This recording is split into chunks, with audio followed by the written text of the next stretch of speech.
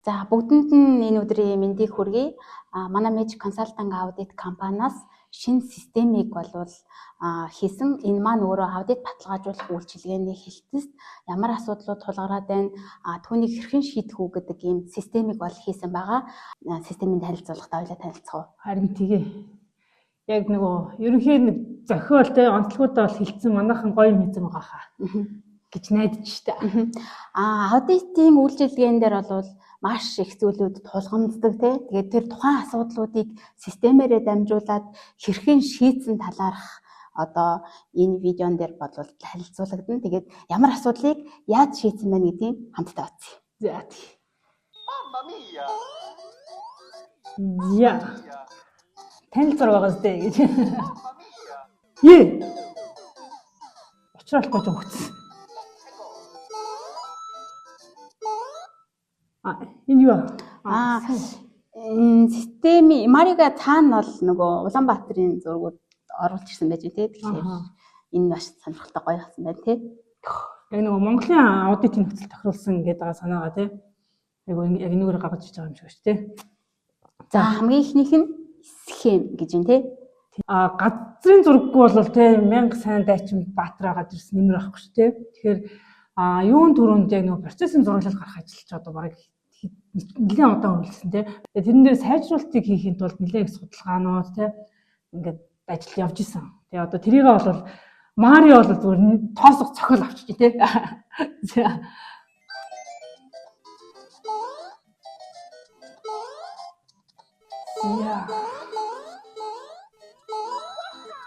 За энэ сая юу гавс? Энэ нөгөө Microsoft Azure. Microsoft-ийн Azure гэдэг болохоор яг нөгөө үүлэн тэр нөгөө технологиуд байгаа штэ. Маш олон юм төрлийн үүлэн технологиуд ээж идэг. Үүлэн дээр нөгөө файлаа хадгалах те процессуудыг удирдах гэдээ явж байгаа. Тэгэхээр нөгөө яг Microsoft-ийн үүлэн технологи тэр суурьдыг бүтсэн болохоор Azure гэж явдаг. Ерөөсөө cloud-аар хийж байгаа бүх юм бол Azure дээр хийгдэж байгаа гэж юу нь ойлгож болно гэсэн үг. Тэгэхээр яг ийшээгээ нөгөө нэвтрэх ашиглах эрхээ Мариам аваад кермалчж байгаа юм байна л да. Энэ юу вэ? Энэ тэр дээр энэ чинь нэг ойлгомжгүй яриануд шүү дээ. Ер нь аудит гэхээр надад ч гэсэн яг нэг юм өсөг тоо юу ч яриад байгаа те. Надад л айгу хоосон сонсогдож шүү дээ. Танайхаа ер нь хүмүүст юм чинь үү? Тийм ер нь бол мэрэгжлийн үхэллэг тэгээд нөгөө харилцааны хоорондоос ойлгомжгүй үйл ойлголцол бий болох юм уу? Тийм. Тэгэхээр яг нөгөө тиймэрхүү байдал бол үүсдэг. За Azure нөгөө схем газрын зургаараа. Сая энд нөгөө нэг харсан уу? Нөгөө ойлгомжгүй яриан. Azure-ийн тусламжтайгаар тийм. Аудит хэлмээр байна болох хувирсан. Харин тийм яг ингээд ойлголцож нэвтрүүлж хэлж тээ. За энэ ингэж байгаа юм тэр ийм хүсэж байгаа юм байна. Окей тэгвэл хийгээд өгье гэх юм шүү дээ.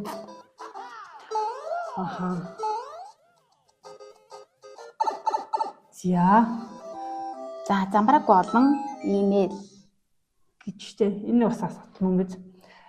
Одоо энд нөгөө нэг юмнуудаа төлөвлөдөө ингээд бүртгээ явж байгаа шүү нэ Azure энэ нөгөө газрын зураг схем те. Энэ царайг энэ аудиторууд ууртай байдаг гэж мөн үү? Энэ мөн үү?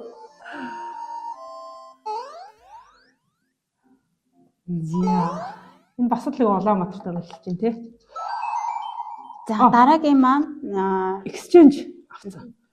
Exchange болохоор нөгөө хүмүүс мэйл гэхээр л Outlook гэж ойлгоод байдаг те. Тэгэхээр яг уг нь бол яг Microsoft-ийн аргалт Exchange гэдэг нөгөө сервис ажиллаж байдаг. Бүх мэйлийн яг гадна дотноос ирж байгаа явж байгаа Exchange мэйлүүдийг зохицуулдаг, дүрмүүдийг үүсгэдэг, хяналт хязгаарлалтуудыг тавьдаг. Мэдээллийн аюулгүй байдлаар мэйлээр дамжиж янз юмнууд ирдэг шүү те. Тэр болгон дээр яг энэ Exchange-ийг ашиглаад яг маш ухаалаг тийм хялбар зохион байгуулалт хийж болдог. Мэйл шийдчихтэй. За энэ бол нөгөө аудитын явцад нөгөө маш олон мэйлүүд бидний харилцааны мэйл харилцаанууд маш их олон мэйл нэг рүүгээ явуулдаг асуудлууд байдаг тий. Тэрийг яг харуулсан байна. Ингээд зэгцлээд авчиж ш тий. Хөтөж яах вэ? За дараагийн үе рүү орж байгаа шиг байна тий. За энэ болохоор 3 дугаар үе буюу тодорхойгүй байдал гинэ. За энэ тодорхойгүй байдал дээр ер нь аудит хийж авах явцад ямар асуудлууд үүсдэггүй одоо яг хаашаа явах уу одоо илрүүлсэн асуудлууд гараад ирдэг тэрийг одоо яг яаж зөвлөмжөх үү ямар асуудлуудыг нь яаж шийдэх үү гэдэг нь магадгүй аудиторын туршлагаас хамаарат янз янзын төвшөнд байдаг тэгэхээр ер нь шинэ аудиторуудын хувьд туршлага багтай аудиторуудын хувьд бол одоо маш тодорхойгүй зүйлүүд бол байнга гарч ирж байдаг тэгэхээр үүнийг бол бас шийдэх. Аудитын чанарт нь айгүй шууд нөлөөтэй юм шиг санагдсан. Тэгээд яг нөгөө нэг сая 15 жилийн туршлага гэдэг юм анх яг намайг энэ мэжикт орж иж чад энэ мэдлэгийн сан бүр ингээд вау гэж таахгүй. Яг тэгэл мэдлэгийн сан нь нэгдүгээр яг шинэ дүнмж орж иж байгаа хүмүүс яг тэр ингээд маш олон зүйлийг тодорхой болгож өгдөг. Би яг зөв юм хийгээд байгаа юм хийхгүй байгаа юм. Яг ингэж хийх нь зөв юм буруу юм уу гэл айцыг ингэхээс гадна яг нөгөө байгууллагын стандарт яг чанарын стандарт гэдэг юмыг яг нөгөө мэдлэгийн санаар дамжуулж өгч байгаа. Өөрөөр хэлбэл манай компанид шинэ аудиторч байна уу, хуучин аудиторч байна уу? Аудиторын зөвлөмж, асуудлын бүртгэлтэй чанар нь нөгөө нэг тэр хүний одоо хүнээс хамаарат, тэр хүний туршлагаас хамаарат, мэдлэгээс хамаарат гэж савлахгүй яг мэжикээс гарсан зөвлөмж нь АГ-гаас гарсан, мөнх хоёр гарсан, түмэн жагаал гарсан гэдэг ч юм уу яг ерөөсөө яг нэг стандарт. Тэгэхээр тэрийг болохоор юу бий болгоод юм гэхээр мэдлэгийн сан бий болгоод. Энэ бол үнэхээр вау амар гоё. Би бүр ингэ цуглуулдаг газар байд юм ээжээ гэж аяг их ботсон. Тэгээд энэ дээр яг нэг тодорхойгүй байдал чинь яг энэ дээр нэг босс нь шүү дээ ингэ хэлбэр нэг өөрчлөгдөд. Яг ямар дүрстэй гэдэг нь ингээд яг тодорхойгүй энэ өөрчлөгдөд. Ингэ өөрчлөгдөд байгаа юм. Ямар их асуудлуудыг яг нэг мэдлэгийн сан. Хэрвээ өмнөх туршигдсан мэдлэгүүд байж ивэл аваад ашигласан юм тий. Аюу гоё юм байна. За аудитор маань нэмэгцээ уур чадвар туршлага скил нь сайжраад идэг тий. Аюу хөөрхөн. За дараагийн үе маань хараад байдал нөлөөлөгч. Хараад бус байдал нөлөөлөх аудитор хараад бус ажиллах тий гэдэг бол маш чухал зүйл аудитын ажлыг үүсгэж байгаа хавьд. Тэгэхээр ямар асуудлууд тулгардгийг түүнийг системээр яаж шийдэх боломжтой байна, яаж шийдсэн байна гэдэг зүйлийг үзье. Системийн маань хувьд одоо энэ Power Platform гэдэг авчиж штэ.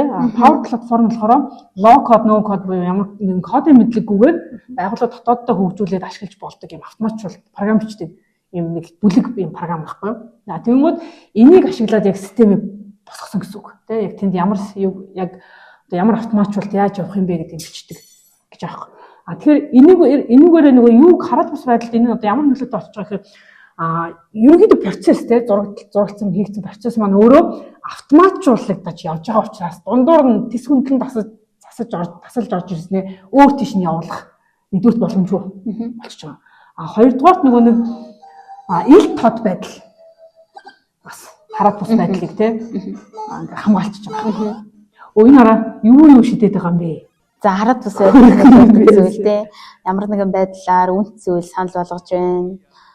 Занал хийл аюул занал хийж учруулж гин тэр амар хөөрхөн зүрхтэй нөгөө магтад загтаал дээ чи амар танайхаа амар гоё манай аудитыг аягүй гоё гаргаад өгчих мөчг гэж яваа гэдэг тийм өөр тэр diamond энэ эрх мэдэл бас өгч болох юм тийм чи анхааруулга тийм димэш айдан гарахгүй гэтээ босс нь бас амар зөв байгаа чам тийм санагдаж байна уу яг өөрөө нэг биетэй биш тийм тэгээд тэгсэн мөртлөө ингээ оролт байгаад тэнд нэг оршоод байдаг тий. Зөв. Надад хамаагүй гэж. Яа. Тэр нөө платформ дээр хэн хаана ямар зүйл хийж байгаа юм. Ямар нотлох баримт ирсэн гэдэг нь аудиторын багт бүхэлдэн тий. Мөн хэрэглэгчид бүхэлдээ ингээ харагдчихдаг учраас цаашлаад энэ баримт баталгаа болоод дараагийн шалгалтанд ч гэсэндээ тий ингээ баталгааж хийж байгаа учраас ерөөсөө хараад байдал ямарч боломж байхгүй. За дараагийн зүйл маань замбраагүй олон цааснууд гэж байна тий. Тэгэхээр яг системийг ашиглахгүйгээр бид нэр яг аудит хийхээр маш их олон цаасыг үйлдвэрлэдэг тий. Одоо харилцагчаас ирж байгаа бүх материалуудыг цаасаар авдаг, тэрийг цаасаар хадгалдаг тий. Тэгээд цаасыг бол маш их үйлдвэрлэж яадаг. Өөр үйлчлэгээ маань тий энийг маш их үйлдвэрлэж яадаг. Тэгэхээр эднийг бол шийдсэн байна. Тийм үү? Энэ аюу гоё шийдэлтэй гэж. За, Office 365. Office 365 ч нөгөө бүхэн болгоны мэдээ Word, Excel, PowerPoint гэж тийм. Гэхдээ энэний цааталт нь бас яг энэ баримт бичгийн удирдлагын маш олон боломжууд байж байдаг тийм. SharePoint-тэй авсарсан байдлаар. Тэгэхээр нөгөө нэг одоо нэгдүгээр цаасаар ирсэн файлуудыг бүгдийг бид нэр сканерда захин болгоо хадгалдаг тийм. Тэгэнгүүт тэрийг ангилт нөгөө дараа нь олддоггүй ч гэдэг юм уу. Тэ эсвэл нөгөө цаасаа боловсруулахын тулд одоо нэг компани харилцагч компанийнхаа регистр нэрийг ингээл мянган удаа копи паст тэгэл энэ тэгэл тавиал тэ. Янз заваард ш тэ. Тэгэхээр яг энэ дээр нөгөө нэг системийн хувьд болохоор тех шаардлага байдаг. Ерөөсөө нэг орж ирсэн мэдээлэл дахин ашиглаад явчих учраас эмгэцэгтэй. Тэгээд нөгөө нэг зохион байгуулалтын хувьд ч гэсэндээ шууд энэ файл ийм нэртэй байх юм бол яг энэ фолдерт яг энэ хадгалагдана гэдэг нэг автомат урсгалтай болчоор нөгөө замбраагүй биш тийм энэ болчихж байгаа гэсэн. Нөгөө бүх зүйлүүд маань онлайн дээр ингээд нөгөө байршиж байгаа учраас бид нэр заавал тэрийг хэвлээл цаас үйлдвэрлээд байх шаардлагагүй болж байна гэсэн. Тэнгүүд амар эко шийдлээ байна тийм байгаль орчинд хэлтэй. Тийм. За. Энэ дээр хараа нөгөө хариуцлагагүй байдлын нэг хэсэг байгаа. Нөгөө цаас дамжуулахаар чинь нөгөө нэг цаасаа өгөх ёстой нэгтлэн ч гэдэм үү хин ч гэдэм те өгөөрэй гэхээр өгнөө алгачдаг юм те эсвэл яа өгсөн штэ гэж аваа хотлоо ярьдаг ч юм уу те эсвэл нэг харцтай юм өгчдөг ч гэдэм үү те яг нэг юм яг чулуутай яриад байгаа юм шиг те ийм байдаг. Хизээ өгсөн тодорхойгүй. Хизээ өгсөн тодорхойгүй те тэгээ яг нөгөө нэг хэвлэмжлэр өгсөн юм уу мэйлээр явуулсан юм уу те эсвэл нөгөө мессенжерээр явуулсан юм уу те тэгээ яг нэг ийм байдал гардаг гэх те ярилцлага гарч байгаа. Тэгээ тэрийг аягүй би яг чулуугаар дүрсэлсэн те хөрх юу ч болоод байгаа бүү гэдгээ сорж идэг хүмүүс байдаг шүү дээ. Тэрийг ингээд ажлын зэгцлээ те за одоо энэ чинь юм байна гэдэг ингээд тодорхой болгоод өгөхөр хин ч гэсэндээ хүн шүү дээ. Тэгээ нэг ойлгомжгүй байдлаас болоор те цаасан дотор живчээл нэрвтээ суугаад байсан хүн те гэмгцэгцсэн олонгод комон ажилдаа явлаа би авидри өдөр чинь гэдэг тийм хандлага руу те орж болчих юм гэж те. Энэ юу вэ? Амиг гөргө. Нэр нэг юм байдаг те. За 9 амтаа алцсан. Яг ингээд нэг энэ бүхэн чинь нийлээд яг e-magic системийг бүрдүүлж байна. Ганцхан e-magic-ээр болчихж байгаа юм биш те. Энэ асуудлуудыг шийдэж, ийм түүлүүд бий болж те хамтарч байна. Гэдгийг бас аюу гой гаргацсан юм. За дараагийн маань үе мэдээллийн аюулгүй байдал орж ирж байна тийм. Уг нь имиж систем бий болсон тийм. Аль хэзээний болцсон тийм. Яг нөхөр морой унаад хурдан автсан тийм. Гой системтэй болцсон тийм. Үйлчлэгээ чанарчсан, хурдтай болцсон тийм. Гэхдээ хамгаалалтгүй бол тийм. Ганцхан хакер тийм манай мэдээллийг авах гэдэг юм үгүй. Тэгээ ганцхан вирус орж ирээл тийм. Устгах гэдэг юм бол үгүй тийм өөр зөндөө олон хүчин зүйлүүд байдаг. Тэр болгоныг удирдах хамгаалах зорилготой өчнөө олон төлөвлөд бас байгаа юм. Тийм тэгээд манайх нөгөө 365-ын партнер болсон учраас тийм эдгээр ингээд дураараа ашигладаг тийм давуу тал үүсэж байгаа хэрэг тийм яг тэр боломжуудаараа бид нэр системийг ингээд хамгаалчихж байгаа гэсэн. Хөөе энэ дээр бас нэг энэ юуг бас боссыг бас аюу зөвөн гаргачих. Тэгээ өмнөх боссууд чинь нэг ингээд өөрөөр нэг онцлогтой байгаа ч тийм. Тэнгүүд яг хакерууд чинь угаасаа яг нөгөө клауд орчинд яг сүлжээгээр дамжиж тийм халтдаг штэ тийм. Тэнгүүд нөхөр яхаа үүлэн дээр суудсан тийм. Тодорхой байшил байхгүй тэнэл явж идэг тийм. Бас аюу гой подтекст явж шүү. Тийм.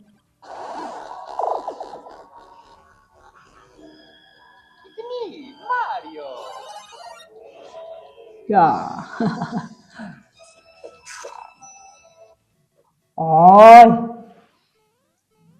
Гой. Энэ дээр нөгөө нэг бас хакерыг ингээд нөгөө од болгочихж байгаа.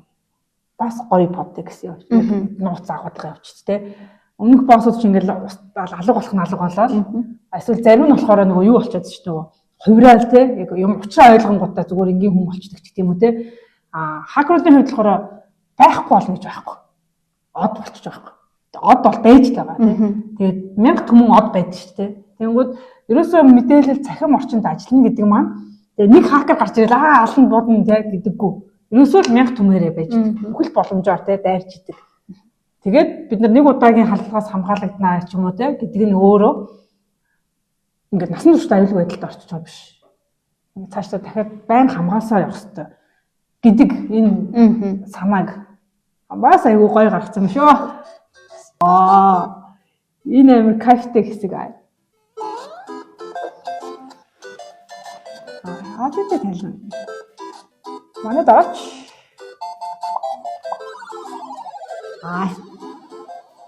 Санхүүгийн тал нь асуудал болсон бол компани томроо авчнаа л гэж тий. За тэгээд энэ бас аюу гоё хэсэг байна. Ер нь яг нөгөө саяны хэлсэн шиг тий санхүүгийн хувьд доктортой зөв оновчтой байна гэх юм бол тий. Тэгээд гарч байгаа магадгүй эрсдэл алдаануудаа тий яг мэрэгжлийн хүмүүсээр харуулад явчнаа, өдөртөө явчнаа гэдэг чинь байгууллага тэл томорноо. Тэгээд үйл ажиллагаанд хэлнэ гэсэн үг шүү тий. Тэгээд тэрнээс гадна яг энэ системийн хамгийн том давуу талыг болохоор яг энэ туршлага шингээсэн технологийн шийдэл гэдэг энэ өгүүлбэрээр илэрхийлж чинь гэж харж байгаа байхгүй юу? Яг энэ систем нь өөрөө ингээл нэг цоо шин програм зохиогол алах гэдэг байгаа ерөөс асуудал ерөөс биш. Тэгээд яг ингээд Magic Consulting аудитын 15 жилийн яг энэ туршлага хөндлөгдсөн туршлагуудыг тий систем технологи болгож оруулж ирж байгаа гэсэн үг. Тэ тэрээс цоо шин тий хинч мэдэхгүй байсан юм тий пүү гэж зохиоцсон бол ерөөсөө биш болчих واخ тий. Тэр тэгээд мэдээж Power by Microsoft бол яг Microsoft-ийн одоо энэ програм нь өөрөө бид нэр чинь Magic тий Magic Consulting audit энэ програмыг хөгжүүллээ гэж шууд хэлж болохгүй. Тэ Magic Consulting audit чинь энэ програмыг зохиосон гэж хэлж болохгүй. Тэ харин Microsoft зохиосон. Энийг бид нэр өөрсдөө хэрэгцээнд нийцүүлсэн. Өөрөөр хэлбэл жишээ нь энийг хөгжүүлсэн хин нэгэн байхгүй байсан ч гэсэндээ яг хав систем маань дараагийн дэ Microsoft-ыг мэддэг инженерүүд орж ирээд ачлаад үйлчлээ явчихна. Нэгдүгээр. Хоёрдугаар нөгөө програм чинь ингээд нөгөө нэг хуучирчдаг ш тэ. Тэгээ ялангуяа софтвер бол дорхноо хуучирдаг тэ. Гэтэл Microsoft дээр ингээд суурлаа хийчихээр Microsoft-ийн хөгжүүлэлтийг дагаад програм маань өөрөө тасралтгүй хөгжиж явчих. Тэ. Энэ нь өөрөө имиж системийн хамгийн том давуу тал. За ингээд та бүхэндээ имиж системийнхаа талаар товч танилцуулгыг хүргэлээ. Анхаарал тавьсан явдал баярлалаа. Баярлалаа.